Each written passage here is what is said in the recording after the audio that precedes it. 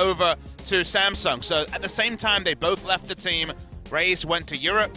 In a roundabout way, made his way back to the LCK, and now Ruler is seen as one of our premier AD carries. So fun to have both of them starting on the Rift. Yeah, we'll see whether Raze is going to be able to be what Jin Air needs to bring us to a game number 3 as well. Already some changes in the draft as Talia is going to be the first ban from Jin Air, now with a bit more flexibility on the blue side. Thresh taken away next as the classic Caitlyn Zac are going to come out of BBQ. And BBQ may leave open Rex side just with the hopes of getting Elise on red side.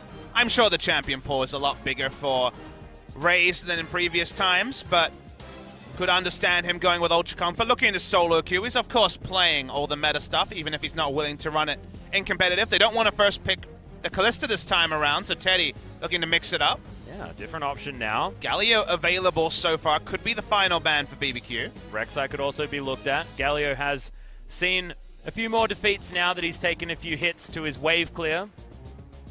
And Elise is going to be the ban, so BBQ get rid of that one. They don't want Raze to pick that one up as first pick. So Galio standing out like a sore thumb like you were talking about, but still other picks there like the Rek'Sai for Raze to pick up if they want to prioritize the jungle, which has been stripped a little bit, at least of Zac and Elise. I feel like Rek'Sai will be taken if they don't first pick it, but Gragas is kind of this another option that people can move to. And with the Elise off, they still will look for magic damage from the jungle. First competitive game for Raze on the Gragas, although it still could be a top lane Gragas, I guess we should mention. Yeah, somewhat flexible. I'm a little bit sad that we're not on the next patch, Papa Smithy, because then Ixu could have been playing Singed, which could have been a lot of fun. We were waiting for the LPL comps, and I see a first round Kog'Maw. Yep, there it is. Kog was banned in the second round of bans last game as well, so Jin Air did know that Ghost could potentially head towards that, and that one is going to be locked away. And now the Rek'Sai makes a lot of sense for Bless if he wants to take that into the Gragas. Again, you needed no introduction to know that BBQ were waiting for a hyper carry map. They were waiting for a chance to put Ghost on champions like Kog'Maw, so that's why we show no surprise that they lock it in very early. Oh no. This is the matchup that caused a lot of ire at Rift Rivals, running with the Jhin early. Jhin Zyra. It's going to be the lock-in for the bot lane. Teddy's had some great games on Jhin, but you're basically saying, hey guys, let's do this early. We got to try and level up our performance, and usually for Jhin Air against BBQ, like, okay, no problem, just snowball. But we are coming off a game 1 where Jhin Air looked pretty hopeless in the early game, and now they're throwing in 2 new pieces. Raze with his competitive debut for summer season as well, so definitely some liberties being taken by Jhin Air in the draft. Oh, most certainly. Well, that should be the Braum locked in. Makes a lot of sense with Kog'Maw. Bioarcane Barrage makes proccing the concussive blows extraordinarily easy. And of course, Totoro more than comfortable to pick that one up. Also answers the Gragas cask and even some of the Jhin damage pretty happily as well. So even if the laning phase in the early as a ranged damage dealer against a melee is no fun, the Braum for team comp's pretty important. Jhin Air will be forced to solo pick one of their solo picks blind, so that's why banning away something like the Corki from Kuzan is going to come through, and they're just kind of waiting for the Talia ban to come through from Jhin Air. Otherwise, I'm sure BBQ just drafted again. Well, Talia was banned very first. My apologies. Missed that one. So the Corki and Talia feels like the Orianna for the team comp especially. Yeah, that is does what we're make going to some see sense. most likely come through from the side attempt. The LeBlanc is still available as well. Was banned away by BBQ last time around. Might want to be banned. Look at that now. Yeah, exactly. And following your logic, against this team comp, if you're going to be running the Jhin Zyra, LeBlanc actually does slide in as another sort of early to mid-game focused champion to take away the rush to the grouping phase from BBQ. So I like that Rig Atlas. I think that really could be a LeBlanc for Kuzan once again. Unless Temp decides that he wants to take it away, and maybe they'll pick that up as more of like this bridging champion as well to try and cause some ruckus in the mid-game.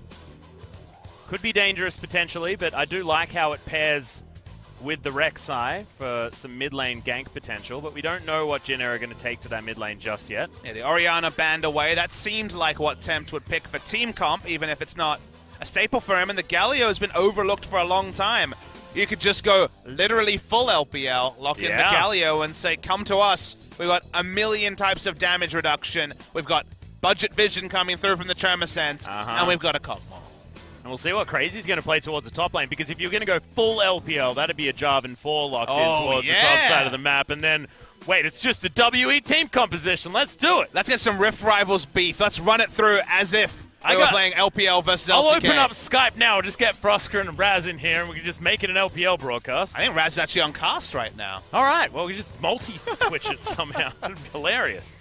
Okay, it is going to be Victor locked in, though, for Kuzan. Trying to get wave clear in the mid lane. A lot of mid laners have answered the Galio with the Victor or Cassiopeia, and Cassiopeia is gone.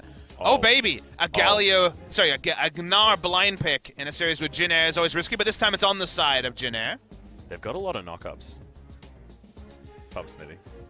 You are kind of muddying your identity if you go for Yasuo and Kog'Maw. I think you need something a little bit more early focus. Not like Camille won't have a bit of a rough time in the early laning phase, but would mean some severe lockdown onto someone like the Victor. But they could also just go for what worked in Game 1, and Crazy is undefeated on Jace. They'll stick with the Camille. The Hextech ultimatum could be very valuable, because at minimum, it stops someone from getting onto the Kog'Maw. Yeah, actually works as a really good peeling tool if Crazy is going to be in the back line, but Jin Air have put themselves together a pretty disgusting AoE teamfight composition, as long as Raze doesn't ruin everything with an explosive cask. Excited to see whether it is going to work out for them, because Ixu, Raze both fresh off the bench, hopping in to try and add some fresh eyes to this series. Might be exactly what Jin Air need to turn it all around. And no team was watching Rift Riot was more happy to see some of the team comps that were winning for the LPL than BBQ. They will feel like this is their time to turn around their fortunes. Weren't able to do that earlier in the week, but they draft just about the most hyper-carry focused comp with a tanky front line that you could. And they're going to rely on Ghost, who has been their main carry in summer season. Yeah, and I'm excited to see what Crazy's going to do as well, because his laning phase on the Jace looked fantastic. That's the lane that they utilized to try and get themselves ahead. I admit it was against Soan instead of Ixu. It could be a different experience now against a bully like Gnar, but the Camille could be another place for them to try and find advantages, and we'll probably be looking up there earlier on in this game. Jin Air roll the dice. They bring in 2 players. They go early to mid game. If it gets to late game, you have to love the side of BBQ. Oh, yeah, and we'll see whether the Galio is going to work out for Temp there in the mid lane. So many questions. Time to get them answered as we hop onto the Rift with the correct champions this time.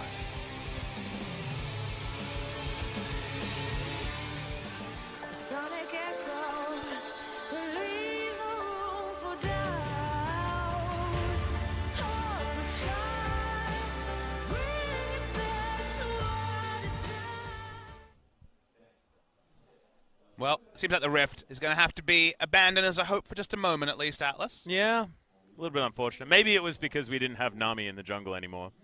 People are like, well, I just don't even want this game. Seems like some queries around Ghost. We're being told it's a mouse issue for Ghost.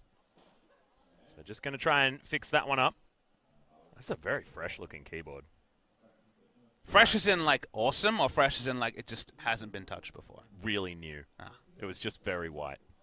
Like, you know how you, like, if you've owned a keyboard and it's white, I personally got one, and it looks, like, not very Well, you know, like, white. when you see Super Nintendos from 20 years ago and how they're, like, yellow now? Yeah.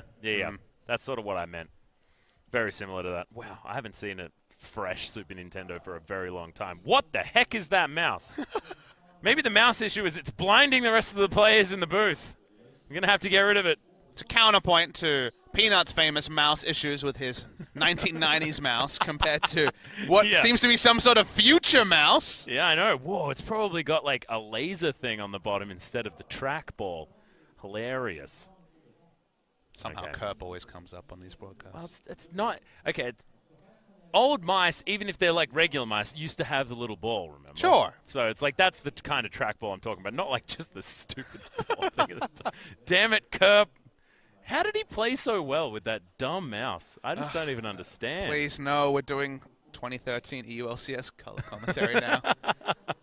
Well, we haven't even had any early game yet, Papa Smithy. We can talk about the draft, though. So we can talk about what Jin Air put themselves together with the Nargragas, Victor, Jin, Zyra. Definitely a step back in time this time around. And with Jin, Zyra back on the Rift. Teddy was always a fantastic Jin player, but seeing Jin makes me feel upset. Probably gives you memories of KT losses in recent times. Yeah.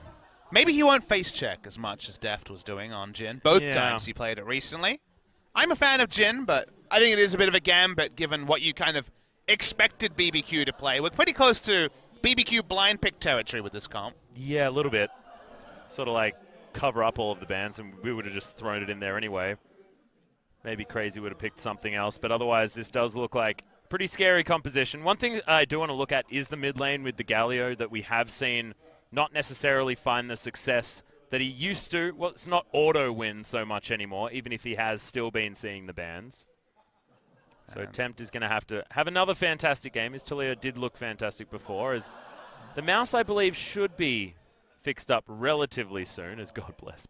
That's fantastic. Do you think he had that previously organized, or he put it together in between games? Oh, probably in between games, Papa Smithy, because otherwise it was, oh God bless. Or maybe just God bless instead. But we are here. We're under the rift, ladies and gentlemen, for game number 2 between BBQ and Jin Air. And now BBQ are standing on top of a ward. That was a clever one from Raze, put down early on. Spot out this invade on the blue side. Yeah, first invade of the series. Game 1 was very shallow 5-point defense. This time, a bit of information is looking to be obtained. You'll notice that no wards were actually placed on that invade. Oh, and look at this. Jin are actually setting themselves up in the second brush in the bottom lane. Snowflower, of course, a little bit unfortunately, will have plants littering the area, seeds all over the ground, so a bit of a giveaway as far as his location. From memory, you don't see them unless you're in vision. Maybe I'm wrong about that. I forget how seeds work sometimes. You can definitely see them. Okay. Unless they're in a brush. If they're in a brush, you can't see them. I'm pretty sure if you're standing in a brush as well, they don't spawn outside of the brush. That's right. That's what I was thinking of. Okay. But we did see Snowflower standing outside of the brush just to make sure that he could get. I mean, he's some always on the he's ground. going to have an alpha presence in this lane anyway. He's all about trying to harass Braum because he knows the Braum will definitely outscale in terms of teamfight impact more often than not. Teddy's got 30 AP. Huh.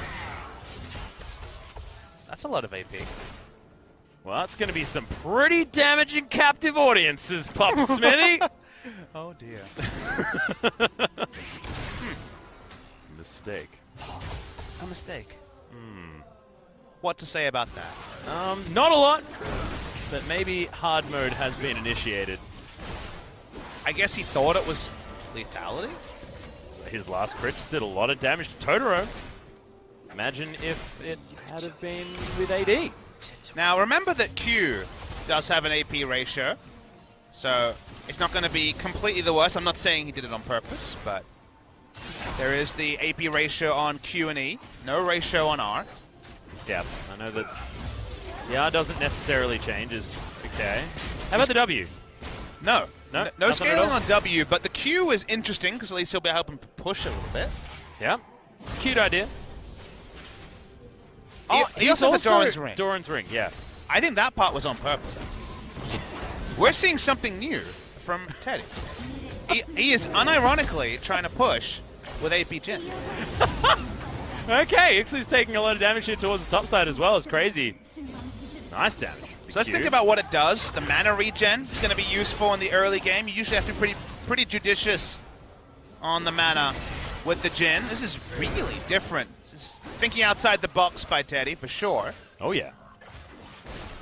Man, we need Rusty here, because if you guys have watched the LPL at all, Rusty is AP aficionado when it comes to AD carries. I'm guessing he has the mastery on the offense tree as well. He's getting 1 AP per level. Taking turret shots. 1 turret shot per level as well, which is not so great. Actually, no. It's only 1 turret shot per 3 levels thus far. Okay, Bless is looking to try and make his presence known here. Of course, that ward not going to spot anything out. It's Kuzan. He's going to move himself back. Tempt has already used his teleport to get himself back. So the W does have... No, it doesn't. Never mind. So Q has a 0.6 AP ratio, and it has total AD scaling. So actually getting quite a lot out of... Because it's a flat ratio as well. So what happens is your total AD scaling goes up. So we'll hold on to that point for a second.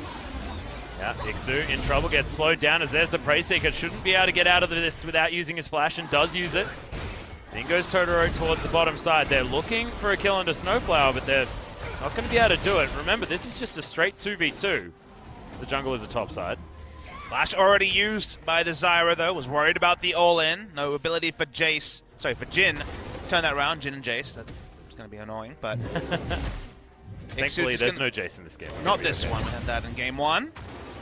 So going to happily push in the top. A lot happening here, but just coming back for a second.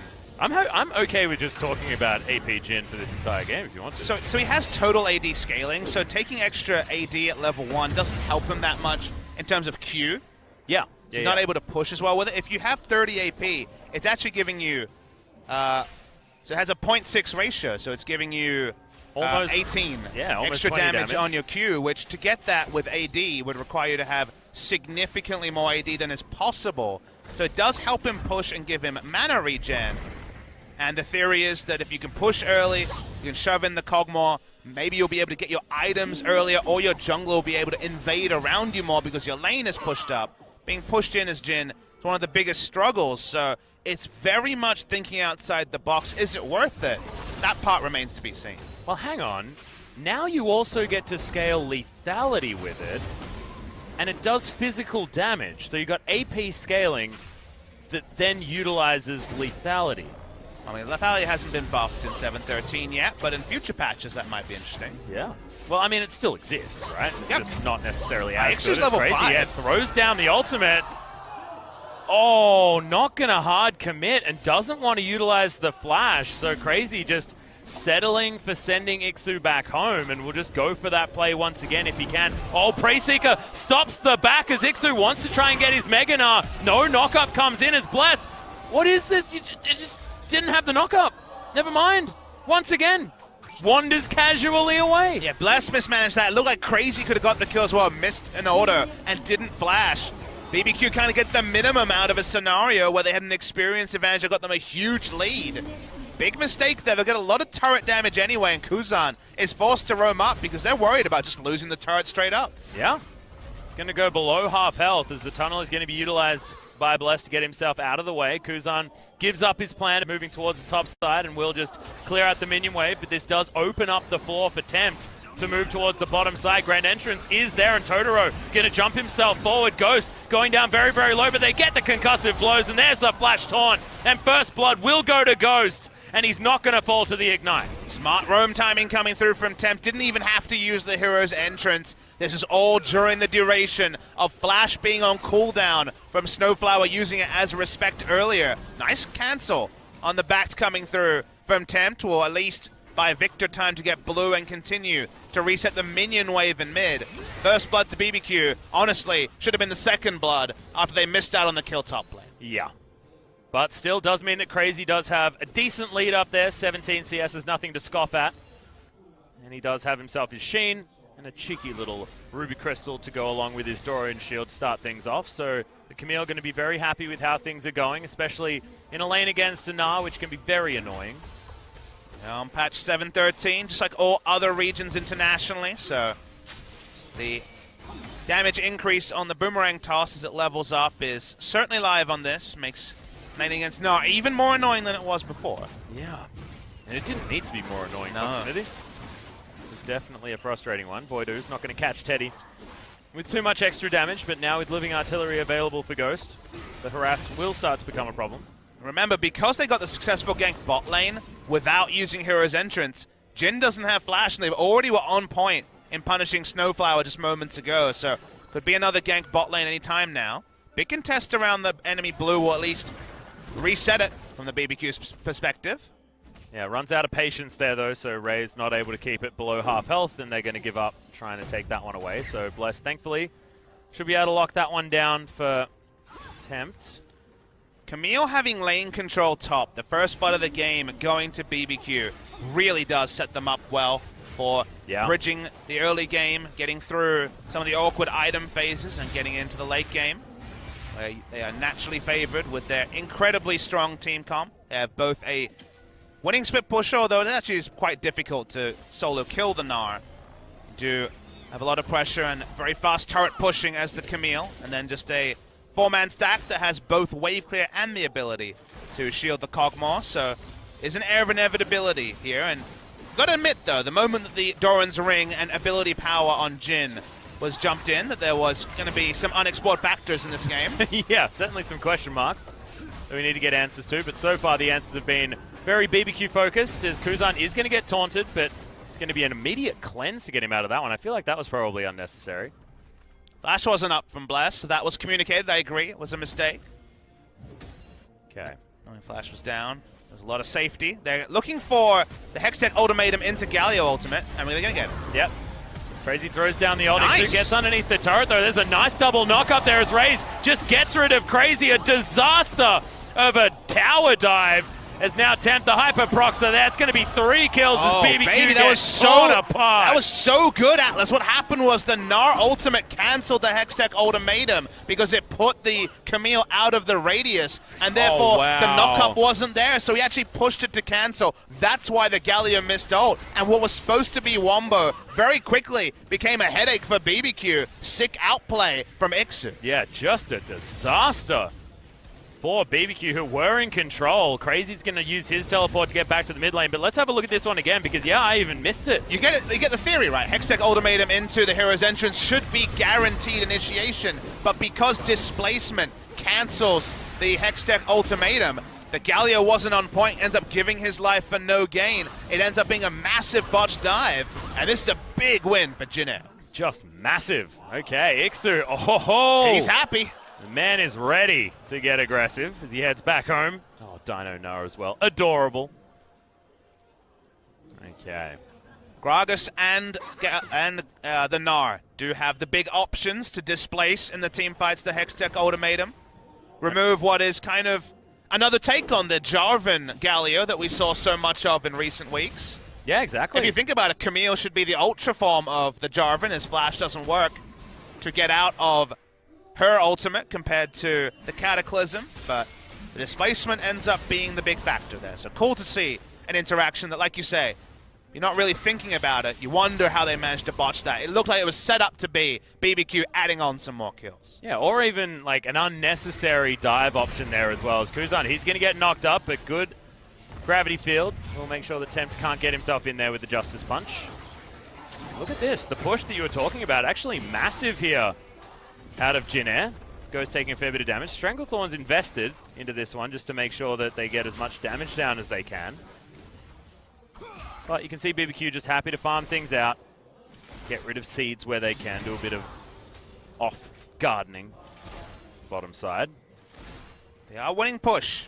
It's against a Kog'Maw, so it's not one of the meta staples, but can say there has certainly been some value for Teddy, who's been able to use his mana more liberally as well with the mana regen on the Doran's Ring. Yeah. Can't believe that we're singing the praises of Doran's Ring Jhin.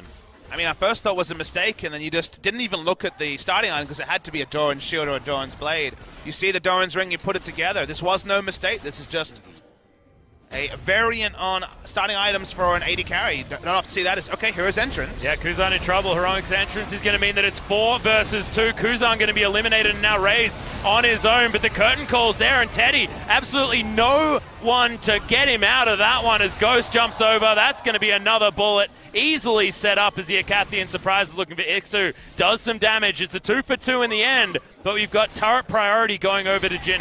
Yeah, getting the turret is going to be the difference. Make it here. Ixu doesn't die. An extra turret shot would have died. We'll just push up. They can turn onto an Infernal, so actually the right time to teleport here because the extra objectives of picking up First Brick and an Infernal are pretty massive. They're going to just back away, though. Mid lane being pushed. They lose mid lane turret. That kind of rewrites the script here because Crazy will get top. Yeah, we'll be able to do that, and they've got another minion wave coming in just at the right time, so you have the transition of Snowflower from the bottom side of the map, but BBQ don't want to overstay their welcome. They notice that Snowflower makes his way in, and that tower is set up to fall now in the mid for BBQ. Yeah, double melee don't have the luxury of going for the extra autos, and also, if you overstay for mid lane, you might lose out on Infernal and a Rift Tower because you won't be there for setup for either in time.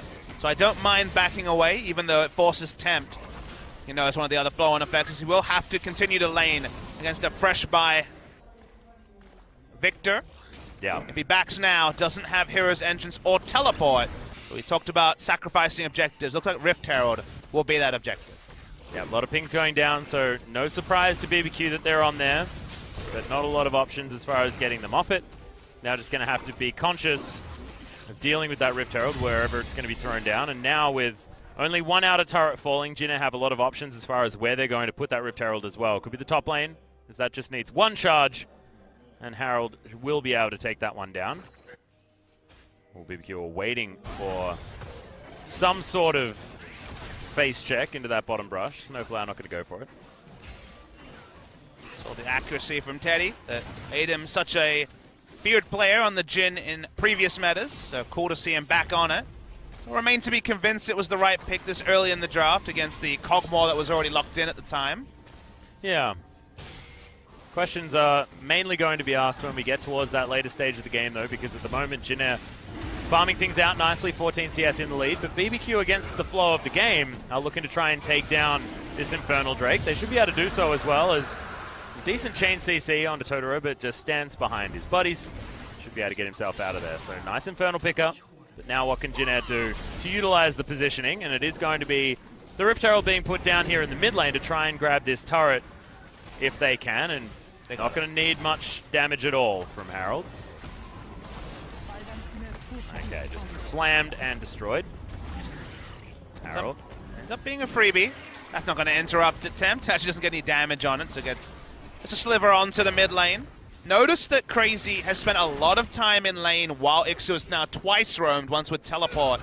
The last time just looking to contest.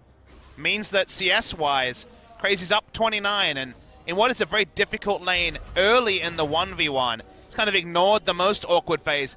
Not often do you see a Camille against a Gnar, so in a melee versus range matchup, the melee champion escaped without even having to buy a cloth armor, let alone a Ninja Tabi. It's gone straight for the Trinity Force. Yeah, has that one locked in, so big power spike to start things off. Ixu thankfully does have the Ninja Tabi that you just spoke about. House is going to be thrown, but missed by the Mega Gnar. Yeah, Crazy's having a very good day. Feeling good on this Camille for the moment. Probably wants to buy some shoes and is going to head back now. See whether it is going to be the Ninja Tabi or whether he heads for something like the Mercury's Treads. But no, Ninja Tabi's going to be picked up. See where he goes next. Do you think maybe a Hydra of some kind? Titanic is usually the expectation on the side of the Camille. Ravenous is an option, but and Titanic's the right way to go. Well, Blade's done now for Ghost. Triple Ninja Tabi completed because it answers the lethality that's already been put together by the Ghost Blade on Teddy. Yeah. So cleanly. Remember, this is 713, so it is not the new Ghost Blade. There's no Dust Blades in the game also, so Yeah. that's how you know it's not 714. If it was 714, then everyone would have a Dust Blade. It's a pretty ridiculous item. Live patch. Thankfully not there just yet. No mental thorn mails as well that I'm sure you guys have been having fun with in your solo queue. I don't know whether you necessarily have fun with overpowered tank items, but I know I do. I did my best Smeb impression and played some top lane Shen with the new Thorn Mail. Yeah, the old Titanic Hydra thorn mail. Oh yeah. Oh baby. It felt pretty dirty. That would have been very dirty. You're one of those. No one's allowed to lifesteal anymore, is what we've learned about League of Legends. Mm-hmm. Ixu's going to get ganked. Remember, this is a very powerful Camille. The stun is going to come in. That's going to be a lot of damage. The Narbar is building up, but I'm not sure what he can do. Okay, Void Rush is going to come in. He jumps on top. Heroic Entrance just to lock down the kill as Prey Seeker is going to be enough to do it. It's a cute little assist now in the back pocket attempt, who has teleport to get back to wherever he wants to go. Yeah, Hero's Entrance probably not useful in that particular engage, but because he has teleport, he didn't need to keep it and just teleport. And just teleport to bot lane if there was going to be an answering map play by Jhin. Giving Crazy any free time with a structure is very, very risky. Given the Trinity Force is already complete. There's going to be a couple of hits though, and he'll back away. Yeah, gets himself out of there. Doesn't want to overstay as Kuzan was moving around. Snowflower also on his way towards that top side if needed. It's going to be another back, and we'll see what Crazy is going to pick up. Could be the Tiamat. Already completed, but wasn't able to get the kill. It went over to Bless, so just going to be able to pick up a couple of long swords, move himself back towards the top side, but still staying on that train as far as offensive item choices are concerned, at least for item number 2.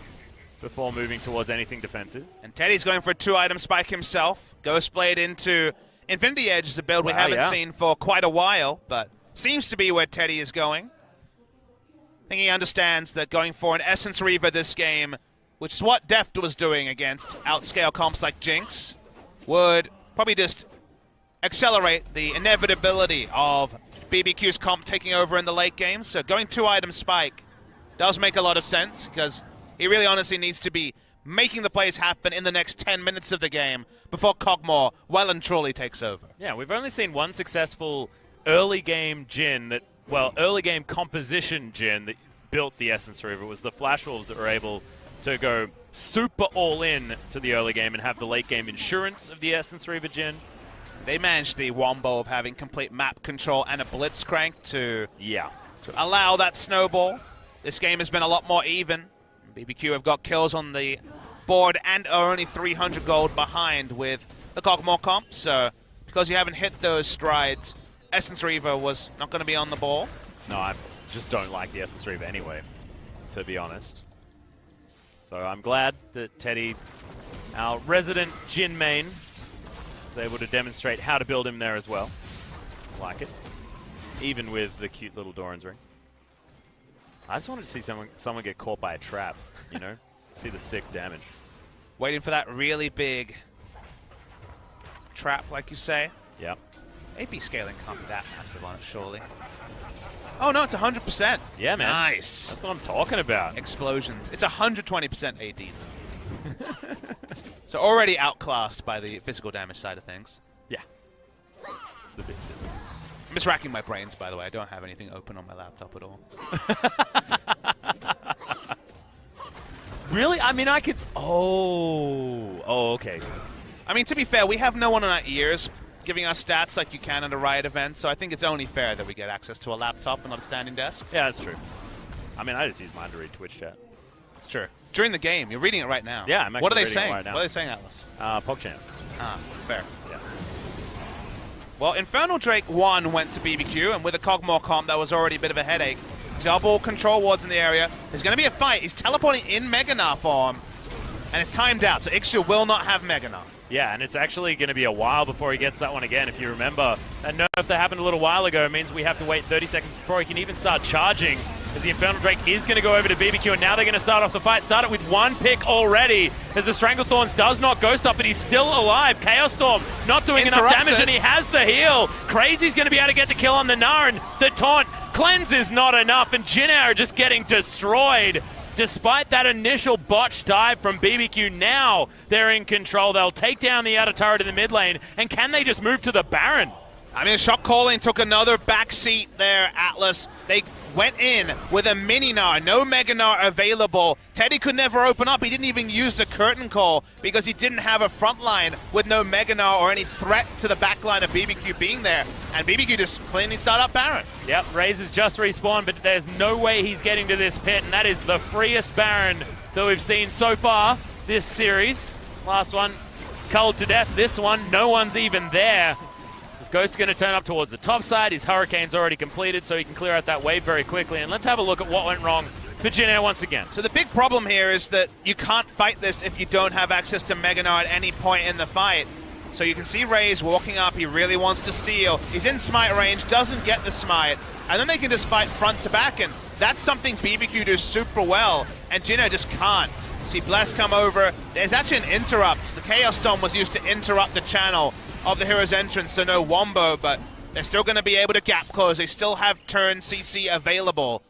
Jhin Air, they felt pressured to fight, but didn't have the tools available or the Gnar bar available to make a serious attempt at a fight, and they only put themselves in more of a hole. Yeah, and now they've got no summoner spells apart from their jungler and top laner to really do anything with. Oh, I tell a lie, Snowflower does have both of his up as well, but Tempt, his teleport's there. You've got the flash knock-up from Blessed.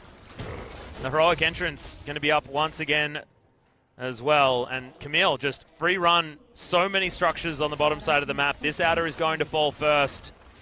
Jhin Air to at least get the outer turret on the top side against the flow of play, but looks like this mid lane turret that they worked on earlier should be falling.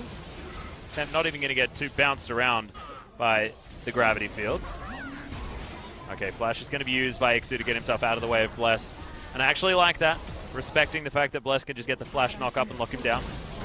No, it's going to be useless to scam Atlas. I'm going to watch the mid lane, though. It's going to take a while to kill Tempt. Yeah, cute little Flash to get Tempt the other side of the explosive cask, but they probably just wanted to summon a spell. More than happy to grab that. And whenever Gnar has been attacked or fallen behind like this, 80 CS behind, doesn't have 2 items at 24 minutes into the game. By the time he finishes Frozen Mallet and the Black Cleaver, he's not going to be able to enter lane against the Camille, kind of regardless of where she goes. Looks like it will be the Ravenous Hydra, this time from Crazy. When you're 2 levels behind and an item behind on Gnar, rarely seen after the buffs, and in recent times we've seen some very good Gnar play, but these are the sort of Gnars that were last seen as Gnar kind of exited the meta about 1.5 years ago, where the numbers weren't there, and if you're not perfect, you start botching teleports. Gnar kind of hurts more than he helps. Yeah. Certainly just going to be more of a Mega Gnar ultimate bot. Try and get the ultimate team fight, but it's just one of those things that feels a bridge too far for Jin Air at the moment. Because their Wombo is exciting. In theory, it would certainly work. You get the right gravity field into a Gnar, into a Stranglethorns. You can do a lot of damage. On who, though? Like, that's kind of my issue, is that who are they Wombo doing a lot of damage to? Is it the Rek'Sai? Like, maybe? Like, I guess the Rek'Sai will probably die eventually. Clearly, Galio and Braum are going to be fine. And Kog'Maw's never going to be in range of that Wombo. So, absolutely in a different game, I have no issues with the comp Jin Air put together. But when they already saw the start, and then they decided not to ban Galio in the second round after already the start of a peel-back Kog'Maw comp was begun, I think they're just outclassed in terms of draft, and an early game lead, 10,000 gold at this point, sure, they can finish the game. Basically any comp can win with a 10,000 gold lead at 25 minutes, but from behind, really have close to no options. Yeah. This is the luxury composition, or the luxury situation for this BBQ composition right now. Double Infernal Drake, massive map control, and you've got a Kog'Maw that is building towards a couple of different items at once because he just doesn't know what to spend all of his gold on. Copper Smithy. Definitely what Ghost wants to be doing, and he's now shoving up the bottom side. Teddy just doing his very best to wave clear. It's okay, that's a lot of Bioarcane Barrage damage. Well, win or lose, Jin Air will be remembered this game. We had a Doran's Ring Jin. We did, and it worked somewhat in the early game. He pushed, and they managed to get the turret. I mean, for starting runes and an item, given that Jin often goes boots 3 pots, or 4 pots, I think it's fine. I think it actually is a decent option, but that is not the only memorable thing for Jin Air.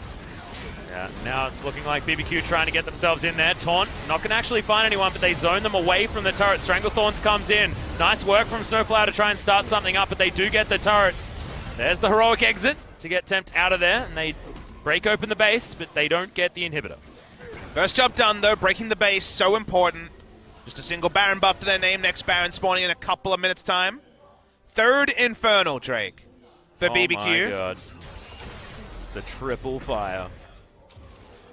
It's going to be up 15 seconds. They should just move over to it. We'll be able to pick that up. Jin Air was expected to have more of a lead in the early game, given that Teddy indexed pretty heavily in having lane presence on a Jin. They had a Zyra support against Braum. They also had Gnar in the top lane. If you had 3 Infernals on this Jin Air comp, again, maybe you're able to actually pierce through the incredibly tanky front line of BBQ. But the moment BBQ are the team picking up 3 Infernals, you know it's really going to help. Yeah. He's having a rough time. Now, Teddy manages to get a red buff, but there's a red dragon that he probably would have wanted to help out with, but they just have no way of getting there. 8,000 gold is almost the lead for BBQ as we move into the 30-minute mark. And Tempt finally got him going for the Locket Gargoyle Stoneplate combo. Haven't really seen it enough, I feel. I don't think we've seen even one game of it. Yeah, I was trying to think back, and I can't remember. I can remember being frustrated that we haven't seen it. I don't remember actually seeing it. I want him to get there because I need to see the shield on Ghost health bar. Oh, it'd be so silly. 36% of 1 billion health is quite a big shield. That's a lot of billion. It's actually no more than 2, but still, you know what I mean. It's a lot of health. Well, BBQ can just attack this very low HP bot lane inhibitor. They just wandered themselves in there. Maybe not necessarily looking for a team fight right now. Don't want to fight on the terms of Jin Air.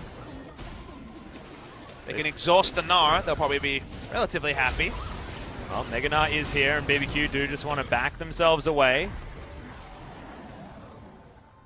Probably just come back once that's worn off. Does make a lot of sense. Moving towards the mid lane now. Baron spawns in 15 seconds, so maybe there's a reprieve on that bot lane inhibitor for a little bit. Yeah. Trying to get a fight away from the base. Jin Air might make some sense here as well. As long as they peel onto the fight, they should be fine. They do not want to be giving up a free Baron steal like they did to Kuzan in game 1. Yeah. Crazy, waiting for people to start walking towards the Baron. Yeah, we'll see whether he's actually going for a flank or whether he's just going to move towards the bottom side of the map. He might just opt into backdooring that inhibitor. That's actually a really good spot to stand in when you expect the enemy team to run to Baron, because you kind of have an entrance whichever way the enemy team contests the Baron vision. But no start just yet. It's actually recalls coming through from BBQ. Yeah, maybe an opportunity here for Jin Air to steal this one away. Their Baron damage is pretty rubbish, honestly. They got a Jin. They don't have any speed. It's no double Play the Ruin King and Liandry's like we saw in the last series, especially from the side of Jin Air. Well, interesting. Would have thought the BBQ may have just wanted to go for that one, but now we've got the Locket Stone Plate from Tempt. Oh, baby. Here we are. Now the straight-up teamfight just looks like, yeah, use all your wombo. That'll get through the shield, and then we'll kill you. Don't be silly. It won't get through the shield. Oh, God. Okay, now BBQ just make their way back to the Baron, looking to take this one down as Raze is in the area. And the Gravity Field is doing at least decent work, but massive Glacial Fissure from Totoro buys a lot of time. And the Redemption gets him his health back. Bless just looking to make his way in there. They're going to let the Baron reset and just destroy Teddy. Chaos Storm trying to do some work as they at least get the Rek'Sai. But in the backline, Ghost is tearing them up.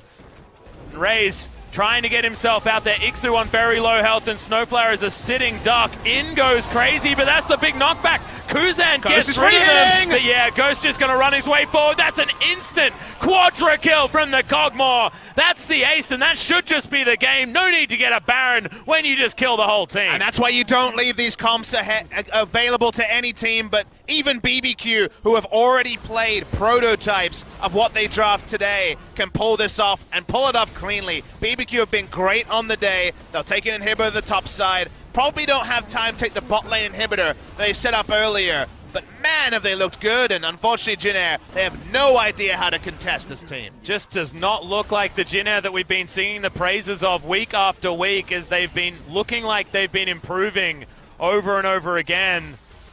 BBQ won't be able to get anything other than that top lane inhibitor for now. They should be able to move back, grab the Baron, buy all of the items in the shop. Findy Edge, perhaps going to be completed for Ghost, who remember has 3 Infernals to buff up the damage from that. Good turn from BBQ.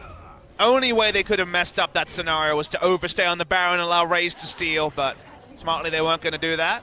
Now Jin Air looking for an emergency Baron start. Yeah, they are all going to move over here. Teleport is available from Crazy, but not for anyone else. Hero's entrance not quite available, but will be available very shortly. Here's the teleport.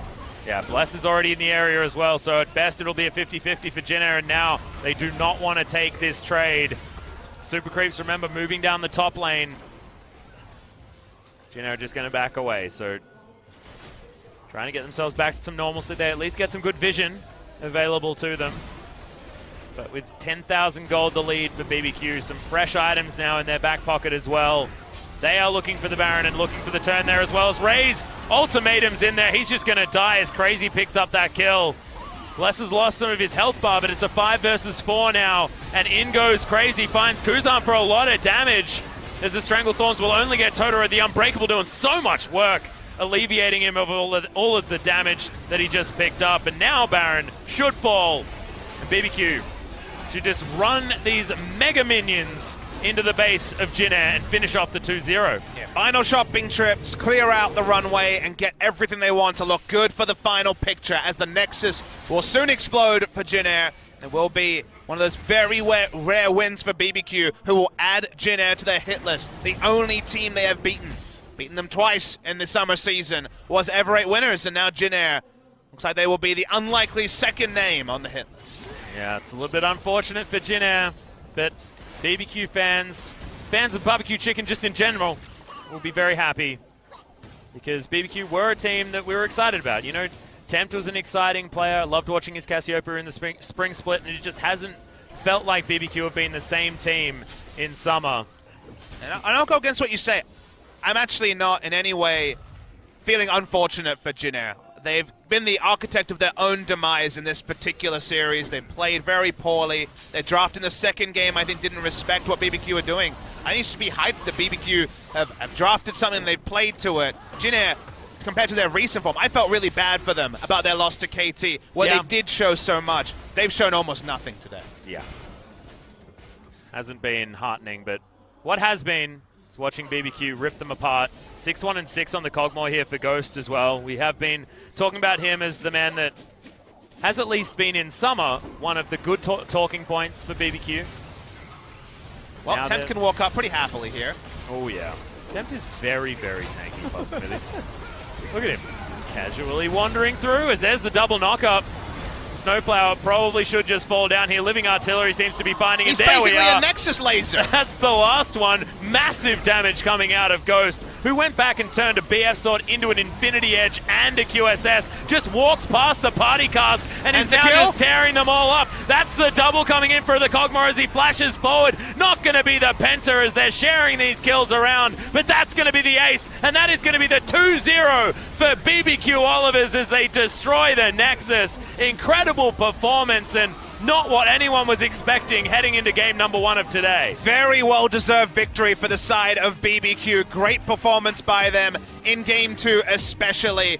Draft kind of got away from Jin Air. You want to make it about Jin Air's failings, but I think it really should be about BBQ's execution and also BBQ at least having the perspective as previously only a 2-match win team of going, wait, what are we good at? And they were good at playing around Ghost. The meta shifts, people become aware that these Cogmore comps can be played, and they are good at those. So I'm glad they know their own strengths. They play to them. Jin Air, I have no idea or insight into how they can be so woeful a couple of days after having one of the most memorable sets of the summer season and running KT close. But Jin Air on this day, they went with 2 roster swaps for the second match. They look awful. They're going to need to really work out their problems because they're a team that is still in with a chance of playoffs. If they play like this again, it doesn't matter who they're facing. They will lose again. Yeah, and getting surprise victories over Samsung and getting that 1 win over KT in that series only means something if you're still able to beat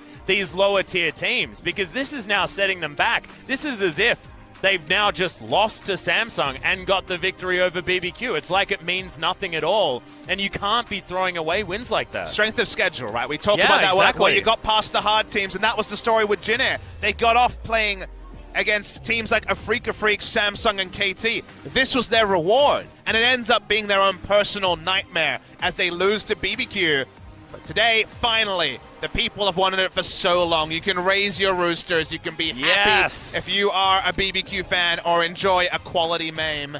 I didn't even say meme correctly. I called it a meme. You were trying to say meme and meme at the same time. I was a meme. Perfect. Oh, no.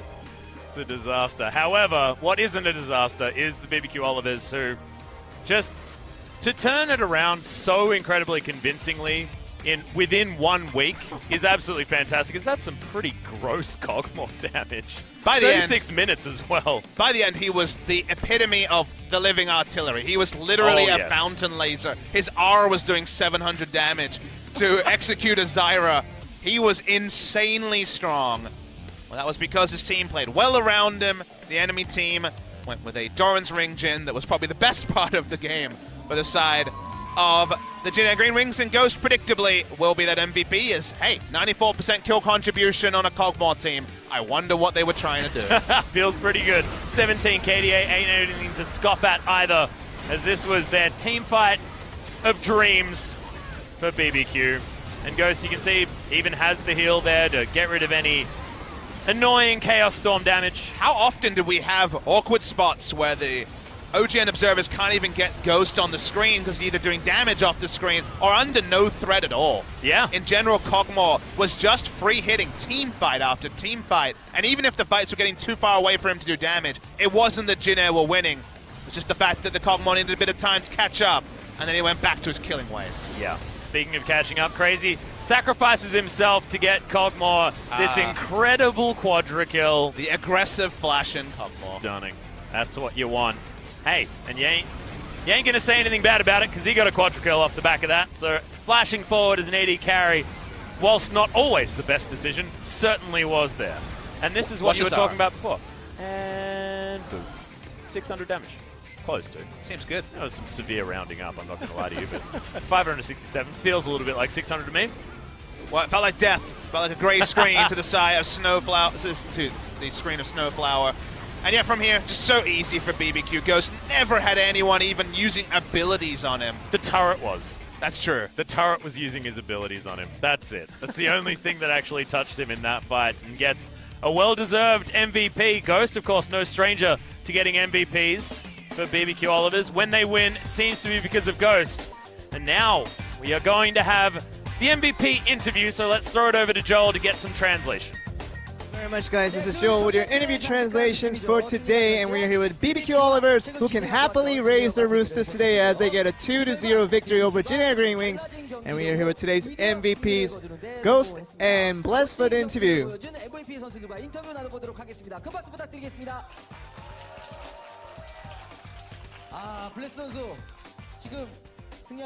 Bless, you got the win. How do you feel? I mean, it's true that we've been showing very disappointing performances this season, so getting a little bit of redemption here today feels really good.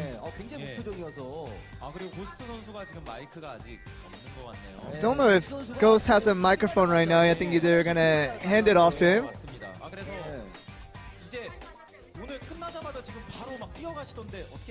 But anyway, can you explain why you suddenly ran up? Yeah, one of our teammates was really hurrying to go to the restroom, so I think that's why you saw him running up to the restroom.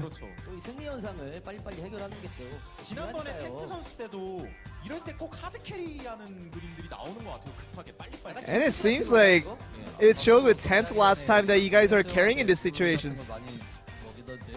Yeah, I think we have to give him a lot of water. I mean, just giving him a lot of water to drink, that really helps him carry.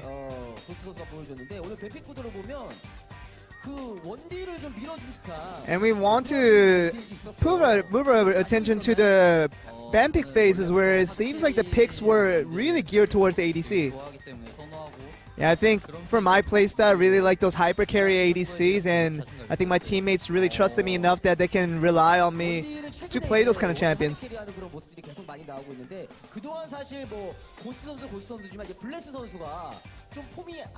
And a lot of people were being disappointed at Ghost, but most recently it was mostly Bless, who hasn't been playing up to par that we've seen from you before. Yeah, I feel the same way about myself, that, you know, I feel like I've played much better than what I've been playing recently, and I feel like I need some time to bring up my game back into where it needs to be. But I think I've always should be susceptible to change, that I've always should look to improve and look to be a better player all the time. So that's kind of the, I think, the mindset that I need to adopt a little bit more. And even in that brawl that you guys had in this series, you ended up with no deaths at the end of the game. Did you feel like your condition was a little bit different today? And usually when I wake up, I usually get that little cramps and a little bit of tiredness when I wake up. But today was a little bit refreshing when I did wake up in the morning, and I felt like that transitioned over to the games itself. But yeah, condition-wise, I think I was a little bit better today.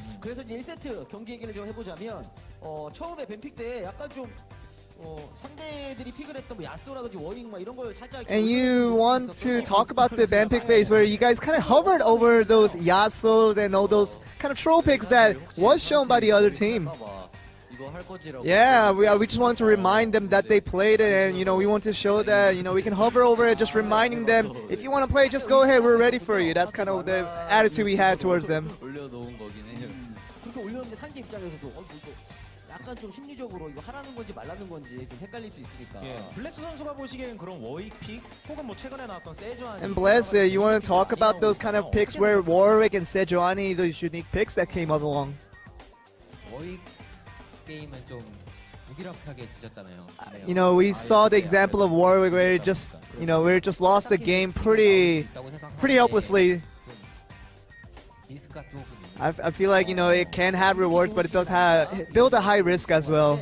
자, 그래서 초반 움직임이 굉장히 좋았어요. 앨리스가 노데스 게임을 했죠. And we want to move on to the first game where you did have a no-death game with the Elise. 초반부터 상대를 막 몰아치면서 And it seemed like you just were really aggressive on the opponents starting from the early game. 상대를 압박하자. 이런 Did you have a strategy going early in that you guys wanted to destroy them in the early game? 선수는 미드 캠 오라고 했고. Yeah, Temps just told me to come gank mid. 위에 좀 정글 좀 보여달라.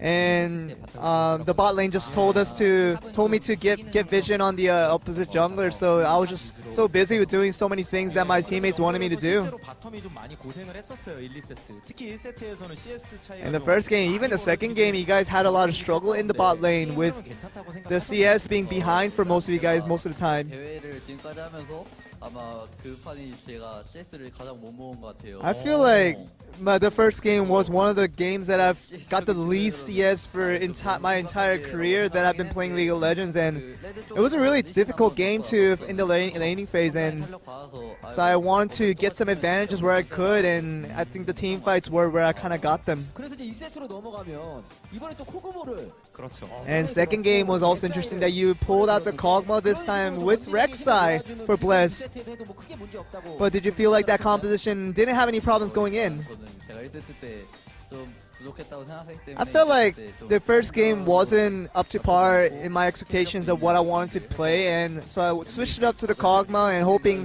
that I would get a better performance, and I guess it did get a better performance with the game too. 조합 딱 보고 나서 And with the composition that I saw with the opposition, that I thought that Kog'Maw would have been a suitable pick on that one. 강하기로 유명하고 게다가 아이템 때문에 좀 화제가 됐었어요. 실제로 그런 식의 푸시력에 계속 And a lot of people really praise the Kog'Maw for the item builds that it can have, for such pushing advantage that it can have. 제가 랭크 게임에서 같은 팀이나 적팀 진이 상한 거 몇 번 보긴 했는데 Yeah, I saw that specific build tree when I was playing solo queue, and when I saw opponents play that build, and I tried to adopt that a little bit. 아직까지 잘은 모르겠어요. But I feel like I still need to do a little bit of research on what the best tree might be. 또 화면으로 준비돼 있다고 하니까 보면서 이야기 나눠볼게요. We have a video highlight we want to look at with our interview. 네, 이게 1경기 1세트에서 This was from the first game. This was very clean for most of the part. 언젠가부터 BBQ 선수들이 되게 공격적으로 운영한다는 느낌을 받았어요. And it just seems like the recent change with BBQ is that you guys are more attacking and more aggressive with your plays. 일부러 하는 게 아니라. Yeah, it's not that we purposely changed our style, for example, but it's more of situational things that really brought itself to us, and they just opened up, the opportunities really opened up for us. And even with practices, when we do it, we see ourselves that we need to kind of adjust to this meta where we need to be a little more aggressive though. 말씀해 주셨는데 그러면은 2세트에 사실은 상대가 이제 탑과 정글을 좀 교체 출전시켰단 말이에요. And the second game was also interesting that Jin Air switched out their top laner and their jungler. 이 선수가 좀 잘한다고 생각했었는데. I thought actually did well in game one, but subbing him out was actually a surprise to me. 선수가 뭔가 So I don't know if they had Raze as the hidden card that wanted to be much stronger. So I didn't know what to expect. 하고 싶은 말씀 있으세요? Do you want to add on to that comment? Oh, not really. 있는 것 같은데 고스 선수의 혹시 활약상도 준비돼 I 있으면 don't know if you have a video of Ghost highlight as well. 2세트 경기인데요. This is in game 2. 진짜 이런 조합 나오면 원딜 입장에서 좀 편하신가요? Do you feel a lot more comfortable as ADC in this type of composition? 경기 이길 때 저런 조합일 때 이기면은 아무래도 I think more than anything, if I win in this kind of composition, it feels so good that, you can get these free damage from all over the situation, and it just feels incredibly good when I can win. 이런 장면 딱 나오면 이런 코그모나 트위치 같은 Especially when you get like Kog'Maw or Twitch, one of those hard carry ADCs, don't you feel that you want to go for the pentakill sometimes? 형들이 킬을 워낙 잘 뺏어서 Yeah, but my teammates are really good at kill stealing, so that's kind of the reason why even if I want to go for it, my hopes are always ruined by that. 올리려고 So that's kind of the thing that I just try not to hope too much about. 자 이렇게 해서 오늘 이제 3승째를 기록을 하면서 어느 정도는 BBQ도 경기력이 좀 And 올라오고 BBQ, 있는 you 상황이고요. prove that you can still win out a series and still be a strong team going forward. Would you like to say one last word? 저희가 좀 안 좋은 모습 계속 I know that we've been very disappointing in our plays and we've been disappointing our fans who've been cheering for us. 가져다 줄수 있어서 So we're really happy to get you guys a win today, and we want to tell you that our teammates are always hard at work. 더 열심히 하겠습니다. So we will work just much more harder so that we can get a better performance for you guys in the future. And that seems to be the end of the interview. Back over to you guys. Thank you very much, Joel. Fantastic to finally hear from BBQ once again, Papa Smithy, because it was only a couple of games that we have had these interviews. Ghost looking confident as always, but now in a victory.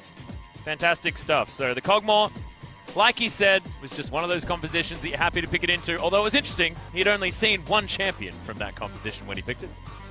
Feeling confident though, and the fact that BBQ could pull it off is very important. So the thing was that this makes sense for them, but them actually doing it against Jin Air means a lot. They now put a bit of separation between themselves, and the battle for 8th, so important because 8th, you are safe and qualify for LCK Spring 2018. Wow, that sounds like the future. It is the future. But Yeah. BBQ want that to be their future. Coming up, we have an outstanding match. A Freak of Oh, Freaks it's gonna be amazing. versus the SK Telecom T1, who come off their 2-0 loss to Samsung. And actually, to close the book on Jin Air for a moment, their next game is against SKT next Tuesday. So the opposition they'll be facing will definitely be affected by how they perform against a Freak of Freaks. And look, if you do the rock, paper, scissors, Jin Air was able to 2-0 Samsung able to 2-0 SKT. Who knows what's going to happen when we see that matchup? But first, we need to see a Freaka versus SKT. Guys, it is going